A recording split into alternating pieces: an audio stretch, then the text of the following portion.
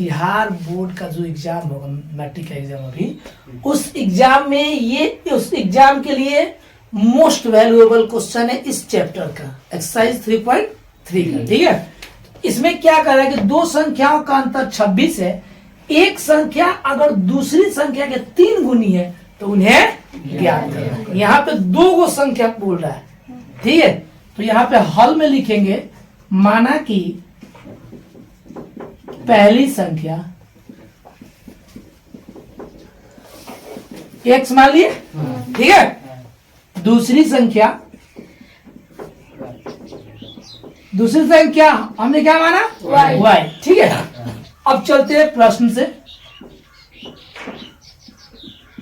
ये क्या कर रहा है, ध्यान समझिए, 2 संख्याओं का अंतर 26 है। अंतर का मतलब क्या होता है, यानी एक संख्या में से दूसरी संख्या को घटाने पे जो मान प्राप्त होता है उसको अंतर बोला जाता है। अच्छा, योगफल बोले तो एक संख्या में दूसरी संख्या को जोड़ने से जो मान प्राप्त होता है उसे योगफल कहा जाता है। तो यहाँ पे क्या कर रहा है, 2 संख्याओं का अंतर 26 है, यानी पहली संख्या में से दूसरी संख्या को घटाएंगे तो कितना आना चाहिए, 26।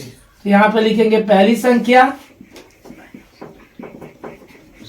इसमें से दूसरी संख्या घटा दिए,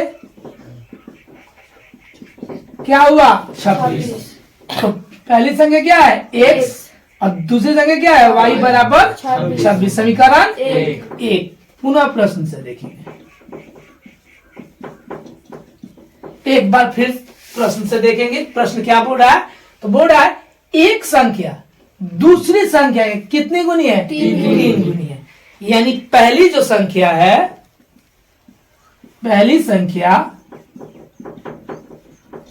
दूसरी संख्या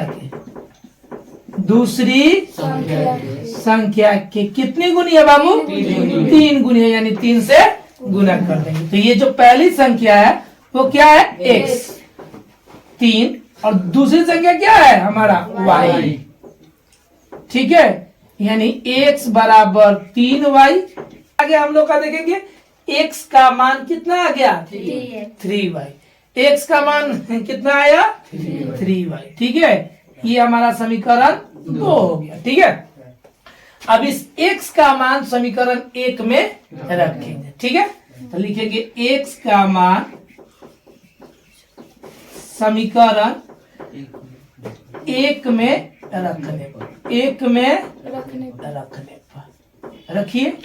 समीकरण यही ना है, x माइनस वाई बराबर 26 हो गया।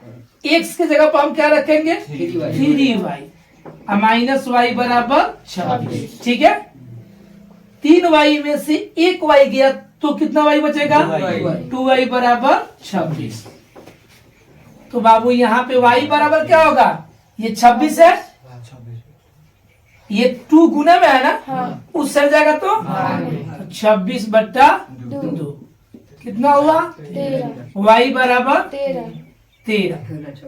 अब y का मान आ गया ना 13, y का मान आया है ना, तो y का मान अब कहाँ रखेंगे, समीकरण 2 में। यहाँ पे लिखेंगे y का मान समीकरण 2 में रखने पर तो x बराबर क्या है, 3y है ना, x का x 3, और y की जगह पर क्या है, 13 है। x बराबर 13 में 3 से गुना होगा तो क्या होगा, 39। अर्थात पहली संख्या कितनी हो गई बताओ, पहली संख्या को हमने क्या माना था, x माना था ना, x का मान क्या आ गया, 39। और दूसरी संख्या